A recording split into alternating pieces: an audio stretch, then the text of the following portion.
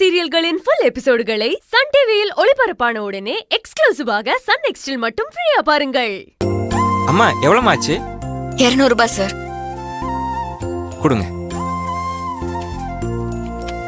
நல்ல சாப்பாடுமா. மற்ற ஹோட்டல்லாம் சாப்பிட்டா வயிறு கெட்டு போயிருதுமா. வாயிலே வைக்க முடியலம்மா. காசை வாங்கிட்டு பேருக்கு சாப்பாடு போடுறாங்கம்மா. ஆனா இங்க கை பக்குவமான சாப்பாடுமா. சமைச்ச கைக்கு என்ன கொடுத்தாலும் போதாதுமா. சாப்பாடு ரொம்ப பிரமாதமா இருந்துச்சுமா.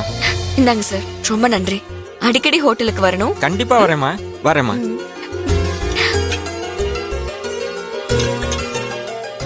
என்ன செல்வி, சாப்பாடெல்லாம் முடிச்சிட்டு பயங்கரமா ஆசீர்வாதம் பண்ணிட்டு போறாரு போல. ஆமா மயிலு, இப்படி வரவங்க எல்லாம் வயிறார சாப்பிட்டு நம்மள மனசார வாழ்த்திட்டு போறத பாக்குறப்ப மனசுக்கு ரொம்ப நிறைவா இருக்கு. இதை விட பெரிய சந்தோஷம் நமக்கு வேற என்ன இருக்க போகுது? கரெக்ட் தான். இன்னைக்கு நீ ஆரம்பிச்ச யுத்தத்துல 7வது நாள்.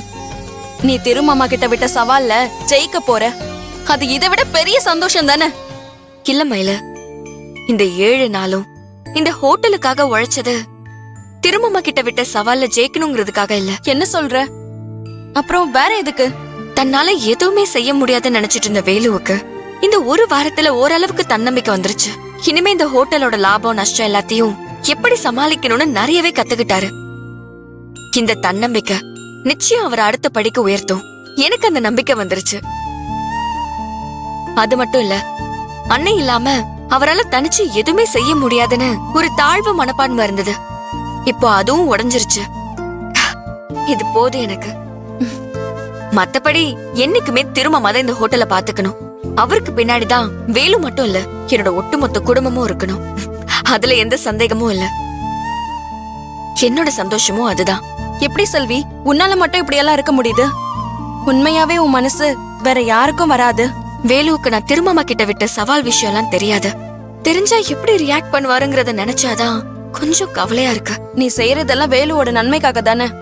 அப்புறம் என்ன, எதை நினைச்சு நீ கவலைப்படாத. இல்ல மயில, என்னால கவலைப்படாமலாம் இருக்க முடியல. இன்னைக்கு 7வது நாள். ஏதாவது பண்ணி அந்த கீர்த்தி வியாபாரத்துக்கு எடுக்க முயற்சி பண்ணுவா. இது வரைக்கும் அவ போட்ட திட்டத்தை தெரிஞ்சு நான் சரி பண்ணிட்டேன். ஆனா இன்னும் கண்ணுக்கு தெரியாம என்ன கெடுதல் பண்ண காத்திருக்கானதான் எனக்கு கவலையா இருக்கு. அவளுக்கு தான் பண்றது எவ்வளவு பெரிய தப்புன்னு தெரியும். நானும் அவ செய்யற ஒவ்வொரு தப்பையும் மன்னிச்சேன். இந்த குடும்பத்துக்காக பொறுத்து போய்கிட்டு இருக்கேன். ஆனா அவ திருந்துற மாதிரி தெரியல. அத நினைச்சாதான் எனக்கு கவலையா இருக்கு. இங்க பாரு செல்வி, அடுத்தவங்களுக்கு கெடுதல் நினைக்கிறவங்க எப்பவும் நல்லா இருந்ததா சரித்திரமே இல்ல. நீ இப்ப அந்த கீர்த்திக்கு கொடுத்துட்டு இருக்க தண்டனை எனக்கு தெரிஞ்சு பத்தாது. நீ அவளை திருத்துறத பத்தி யோசிக்கிற. உன் நல்ல மனச புரிஞ்சு அவளா திருந்தினாதான் உண்டு. நீ அத நினைச்செல்லாம் கவலைப்படாத, விடு.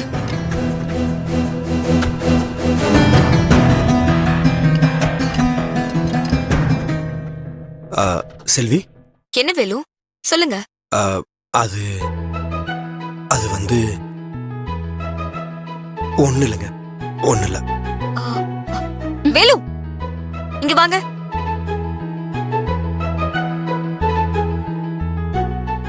என்னாச்சு? ஏதோ சொல்ல வந்து பேசாம போறீங்க? இல்லைங்க, அதெல்லாம் ஒண்ணு இல்லைங்க. இல்ல, ஏதோ இருக்கு ஆனா சொல்ல மாட்டேங்கிறீங்க. ஒண்ணு இல்லைங்க. நாளைக்கு அண்ணன் வந்துருவாரு. ஆமா, திரும்பமா நாளைக்கு வந்துருவாரு. அதுக்கு என்ன? நாளைக்கு நீங்க ஹோட்டலுக்கு வரமாட்டீங்க. உங்களை இந்த மாதிரி இந்த ஹோட்டல்ல நாள் முழுக்க என்னால வச்சு பார்க்க முடியாதுல்ல.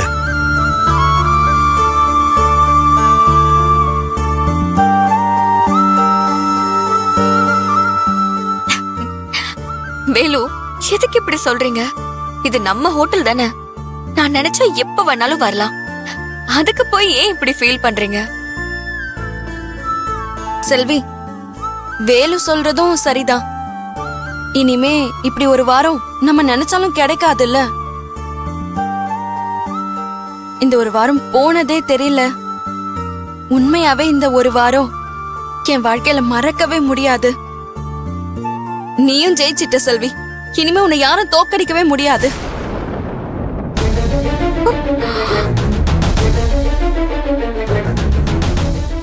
என்னங்க சொல்றீங்க? என்ன ஜெயிச்சாங்க? ஐயோ போலரிட்டும் போலயே.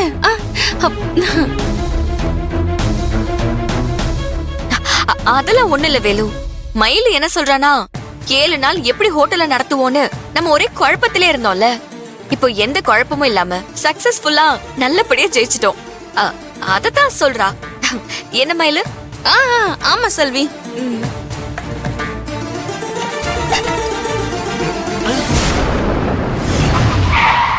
டெவிலு, நம்ம ஹோட்டலுக்கு ஜீப்ல ஆபீசர்ஸ் எல்லாம் வராங்க.